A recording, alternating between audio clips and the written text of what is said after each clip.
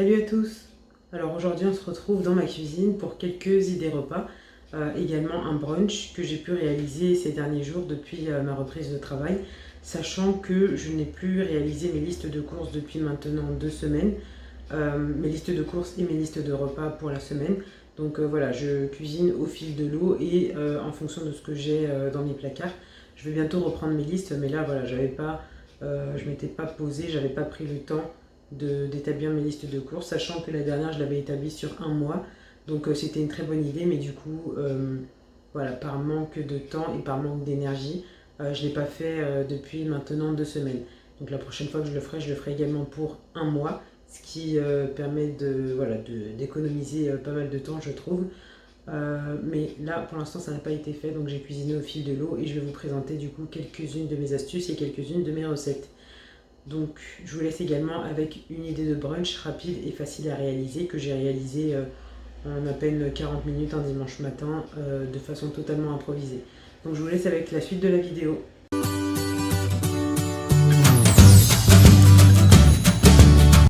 Salut à tous, donc pour la première recette, on se retrouve à 17h15 avec des produits du coup surgelés que j'avais en stock dans mon congélateur. Donc du bœuf, des brocolis, du saumon, des poivrons. Donc tout d'abord, j'ai mis le saumon dans une poêle avec du sel de l'Himalaya, donc avec un pouvoir salant pas trop fort, et du poivre. Et dans une autre casserole, j'ai mis mon bœuf, donc qui était surgelé avec de l'eau. J'ai également lavé du riz blanc que j'ai mis au cuiseur avec une cuillerée de wash et de l'huile d'olive, ainsi que du sel. Donc j'ai mis tout ça dans mon cuiseur avec de l'eau et j'ai laissé cuire tout doucement.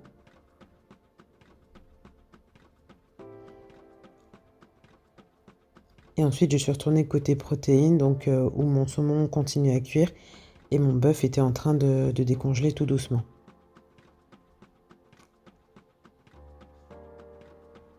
Donc là, ce jour-là, j'avais décidé de cuisiner 2 repas en même temps. Et c'est ce que je fais assez régulièrement en ce moment parce que ça me permet de gagner un temps considérable.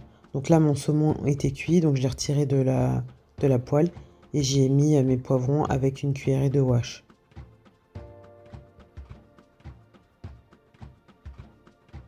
Une fois que mes poivrons commençaient à cuire également, j'ai ajouté mes brocolis, brocoli chou-fleur, mon mélange brocoli chou-fleur, du poivre, du sel, du curry. Et j'ai laissé cuire tout doucement. Côté bœuf, donc ça commençait à bien décongeler. Donc les morceaux que j'avais découpés avant de tout congeler avec les épices, du coup, commençaient à bien se détacher les uns des autres. Ça, c'est également une méthode qui me permet de cuisiner plus rapidement, de cuisiner ma viande, enfin de conditionner ma viande congelée, prête à être cuite.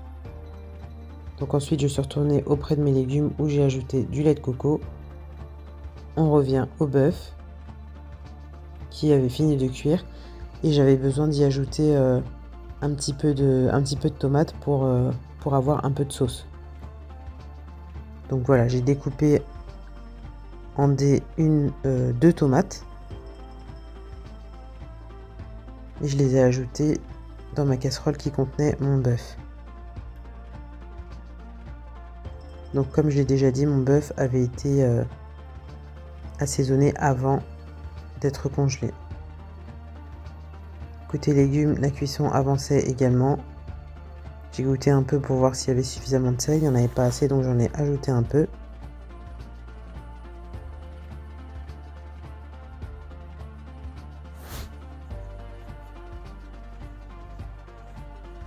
Et quand c'était prêt, j'ai dressé dans mon assiette. Voilà le résultat à 17h53. Donc un peu plus de 30 minutes pour faire mon premier plat.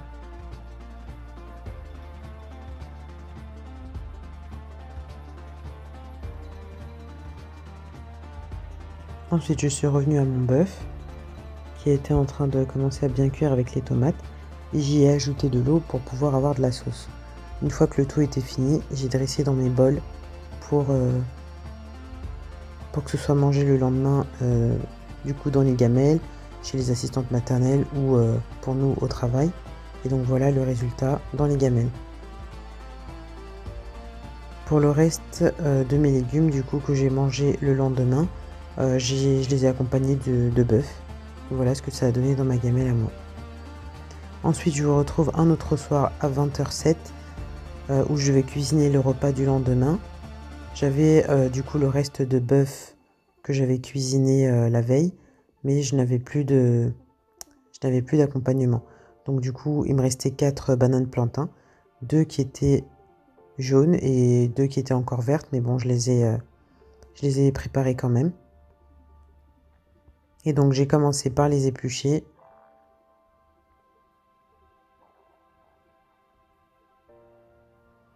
Et ensuite, je les coupe en petits bouts pour les faire bouillir. Donc là, ça allait être assez simple. Des bananes bouillies du coup avec accompagnées de bœuf. On passe en même temps à une autre recette. Là donc j'avais décidé de préparer une quiche au poireau thon. Donc je commence par émincer mon poireau.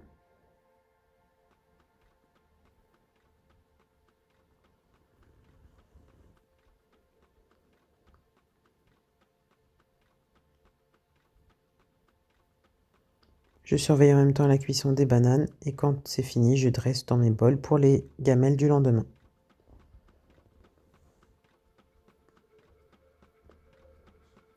Et c'était super bon. Les enfants adorent ce genre de plat, donc voilà, tout le monde est ravi.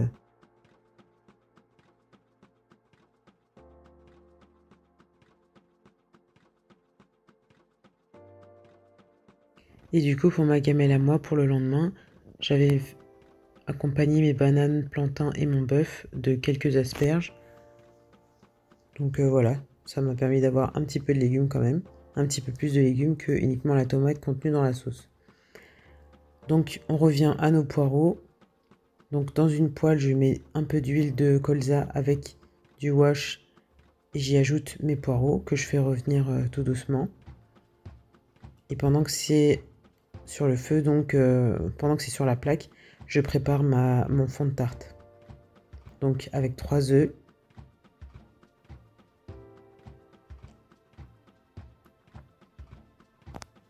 de la crème. Donc là c'était de la crème semi-épaisse, donc j'ai mis toute la brique. Ça doit faire autour de 25 centilitres je pense. 20 ou 25 centilitres.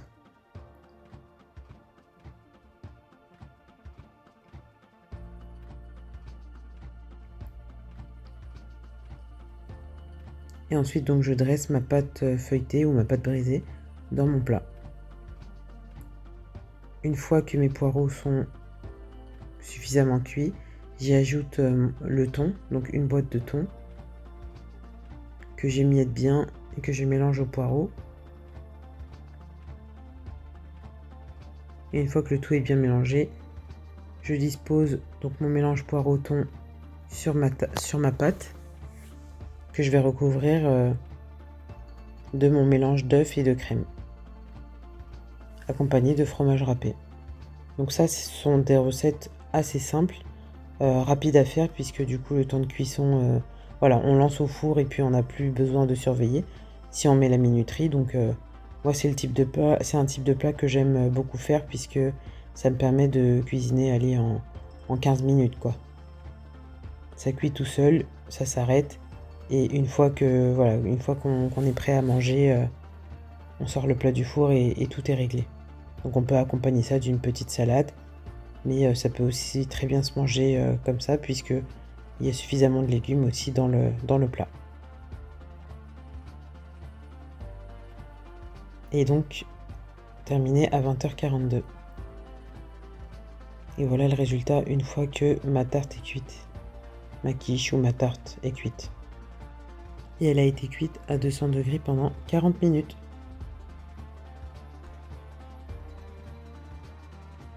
Ensuite on passe au brunch que j'ai réalisé un dimanche matin sur un coup de tête. Je je me suis levée, j'avais envie de manger, de nous faire un petit brunch. Donc voilà, 7h07, je me suis mise au fourneau. Donc du coup, j'ai commencé par battre des œufs. Donc là, j'avais utilisé 6 œufs. J'ai mis du poivre et du sel. J'ai regretté par la suite d'avoir mis du sel puisque j'ai fait revenir du bacon dans une poêle. Donc j'aurais pu utiliser après la poêle directement, mais j'ai pas pu le faire puisque comme j'avais mis du sel dans mes œufs, si j'avais mis mes œufs directement dans la poêle après le bacon, ça aurait été beaucoup trop salé. Donc j'ai dû laver ma poêle entre le bacon et les œufs. Donc là voilà, je fais revenir mon bacon dans une poêle.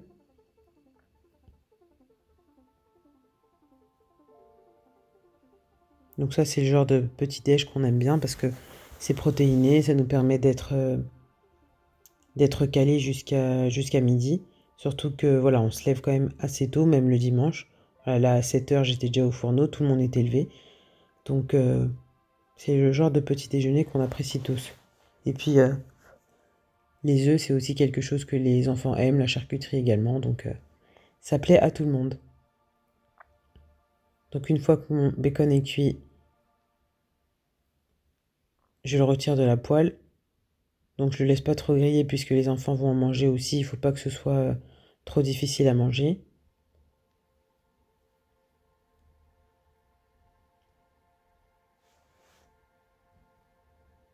Mais du coup, j'ai dû ensuite laver ma poêle comme je vous le disais juste avant parce que dans mes œufs, donc j'avais mis du sel, il fallait pas que mes œufs reviennent, enfin voilà, que ça revienne trop salé. Donc du coup, j'ai lavé ma poêle. Dans mes œufs, avant de les cuire, j'y ajoute un peu de lait pour me faire des œufs brouillés. Et ensuite, je mets le tout dans ma poêle bien chaude. Donc moi, j'ai pas ajouté de matière grasse dans mes œufs. Bon, après, voilà, l'anti-adhérent de ma poêle fait très bien l'affaire. Mais voilà, je considérais que c'était pas la peine d'ajouter encore de la matière grasse.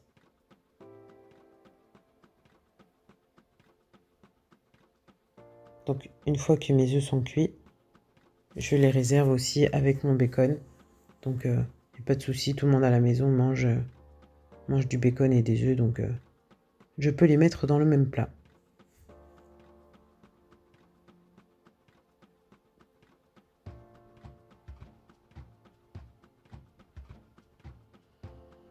Ensuite, j'ai eu envie de réaliser un petit smoothie. J'avais des poires qui avaient été abîmées parce qu'en fait, elles avaient été fragilisées pendant le transport, je pense.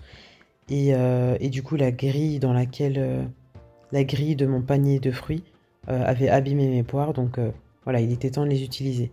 Donc là, j'enlève les parties qui ne sont plus bonnes à consommer. Et du coup, ça va me permettre de faire un petit smoothie. Donc poire ananas. Là j'ai utilisé donc ces poires là qui étaient abîmées et j'ai utilisé une boîte d'ananas en jus, au jus.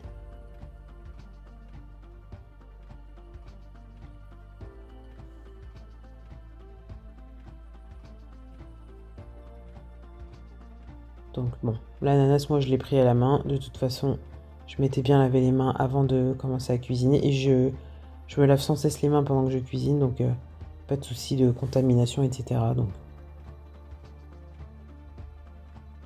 Donc j'avais réservé le reste de l'ananas en le laissant de côté en pensant que voilà, je ne l'utiliserai pas. Mais finalement, je trouvais qu'il n'y avait pas suffisamment de smoothie en quantité, donc j'ai tout mis finalement dans mon blender et j'ai tout mixé.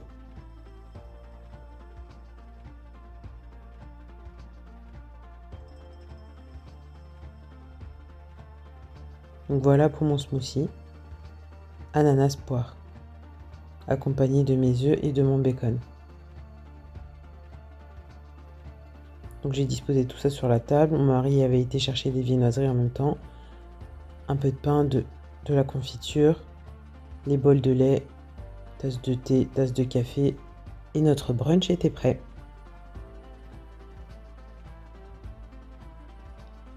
Donc c'est un petit moment qu'on a passé ensemble et c'était assez sympa.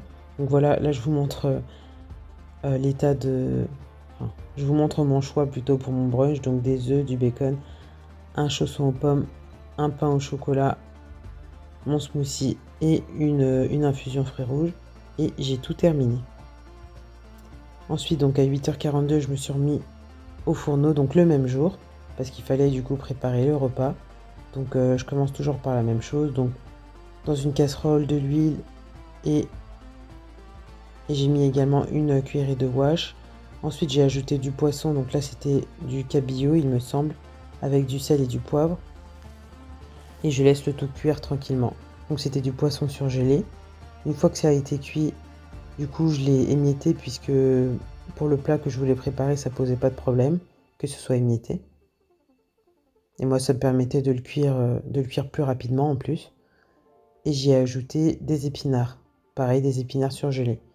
Donc quand je suis très pressée, les surgelés, c'est vraiment très pratique parce qu'il n'y a pas de temps de découpe, de préparation. Enfin, c'est vraiment un gros gain de temps. Donc quand je suis pressée, les surgelés m'aident bien. Je consomme aussi évidemment des fruits et des légumes frais, mais les légumes surgelés permettent de gagner beaucoup de temps. Donc pendant que mes épinards étaient en train de cuire, je passe à une autre recette en même temps. Donc comme je vous l'ai dit, moi j'aime cuisiner plusieurs repas en même temps pour gagner du temps en cuisine et éviter de cuisiner, voilà, de passer trop de temps tous les jours à la cuisine. Donc là j'avais décidé de faire une petite salade endive thon. Donc là dans ma vidéo il va y avoir beaucoup de poissons. C'était pas un choix, voilà, c'est pas forcément représentatif non plus de nos semaines. On mange pas que du poisson.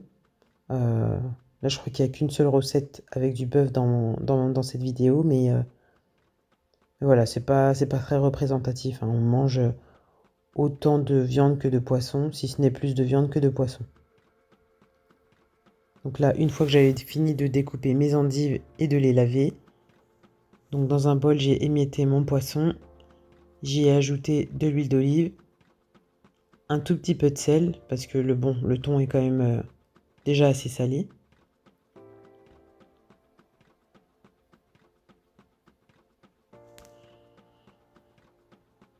Et j'y ai ajouté mes endives. Donc pour cette salade, elle est vraiment rapide à préparer. Voilà, il reste plus qu'à mélanger le tout et à réserver au frigo. Donc c'est une salade qui va se manger ensuite avec une vinaigrette. Une vinaigrette que je fais maison, que je vous ai déjà partagée, il me semble, dans l'une de mes vidéos. Mais je pourrais vous remettre la recette si ça vous intéresse.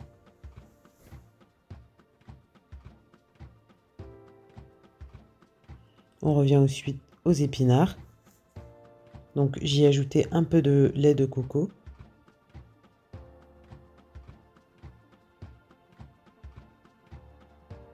En fait, je voulais avoir un petit peu de jus, on va dire un petit peu plus de saveur aussi.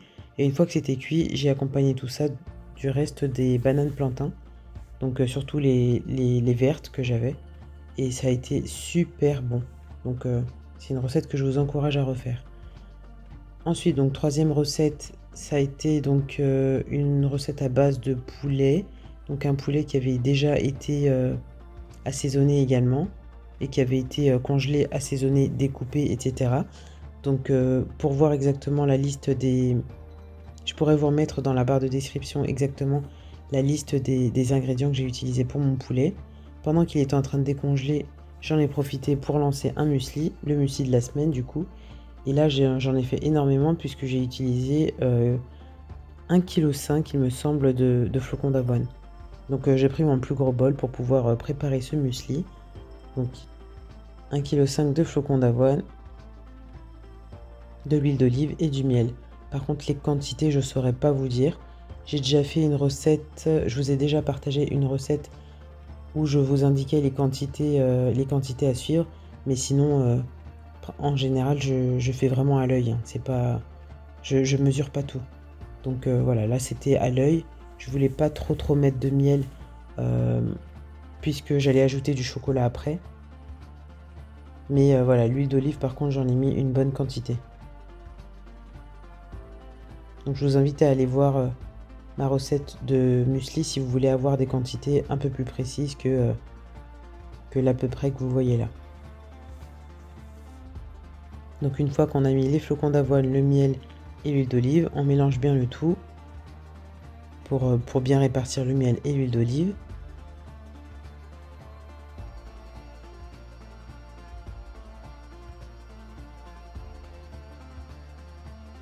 Et une fois que c'est fait, on répartit les flocons d'avoine du coup dans des plats qui vont au four.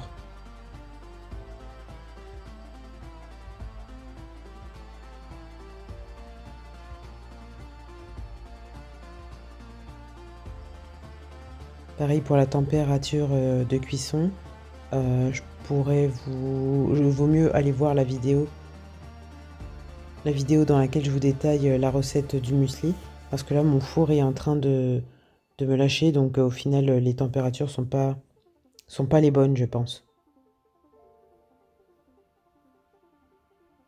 Parce que là maintenant je fais cuire mon muesli à quasiment 170 degrés, alors que à la base je le faisais cuire, il me semble, autour de 150 degrés pendant 10 à 15 minutes.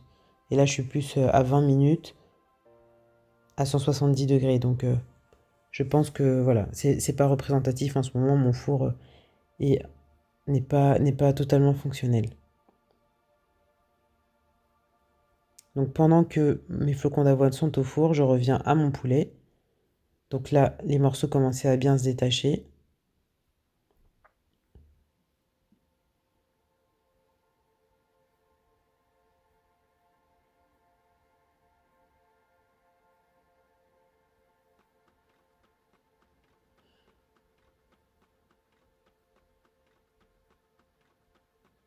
Et pendant que mon poulet, du coup, est en train de continuer à décongeler et à cuire, bah, je me suis lancée dans un gâteau, dans la recette d'un gâteau. Donc j'ai décidé de faire un gâteau, c'était un gâteau cannelle muscade. Donc un gâteau qu'on aime beaucoup. Donc du coup, pour les ingrédients, j'ai mis 4 œufs, 10 cuillères à soupe de lait, 10 cuillères à soupe d'huile. Je mets également 10 cuillères à soupe de sucre et 14 cuillères à soupe de farine, plus un sachet de levure. Et là, concernant les épices que j'ai ajoutées, donc j'ai mis une cuillère à soupe, on va dire non, 2 cuillères à café de cannelle et une cuillère à café de muscade.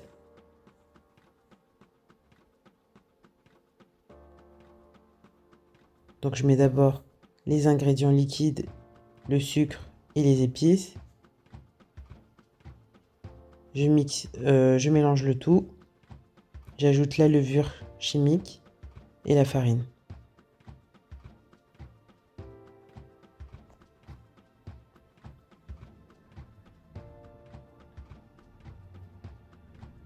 Bon, ça change des gâteaux classiques au chocolat ou à l'ananas. Voilà, moi j'aime bien faire ce gâteau-là de temps en temps, et puis les enfants aiment bien, mon mari aime bien également, moi aussi. Donc ça permet de changer un peu du quotidien.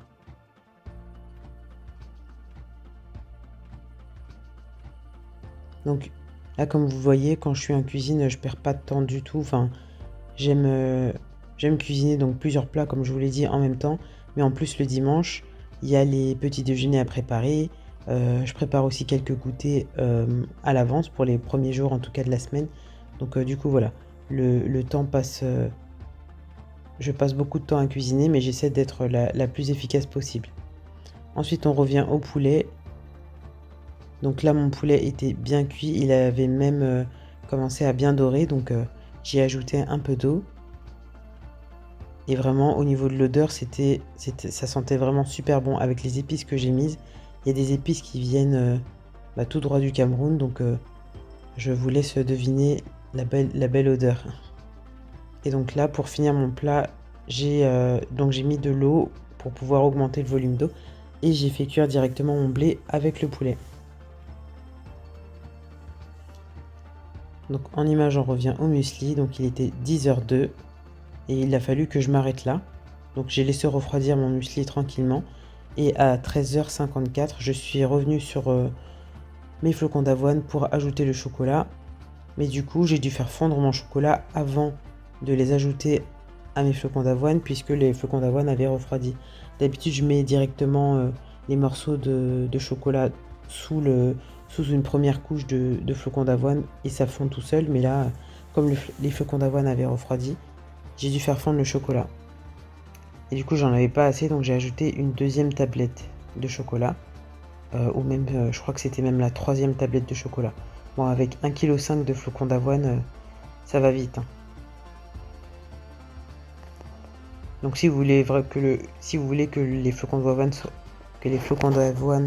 soient vraiment chocolatés, voilà, il faut mettre la dose de chocolat. Donc là, je crois que j'en étais à ma troisième tablette.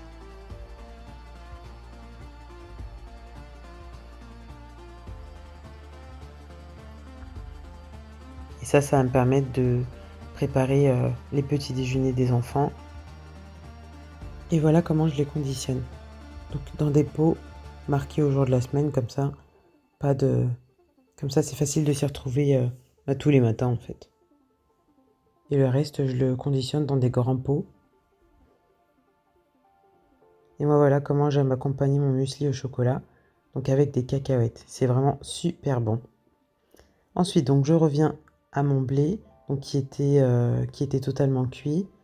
Donc du coup, le blé et le poulet, donc voilà, avaient cuit ensemble. Du coup, le mélange était un peu sec quand même, mais au moment de le mettre dans les gamelles, en fait, j'ai ajouté un filet d'huile d'olive dessus. Et voilà, ça se mangeait bien comme ça et c'était vraiment bon.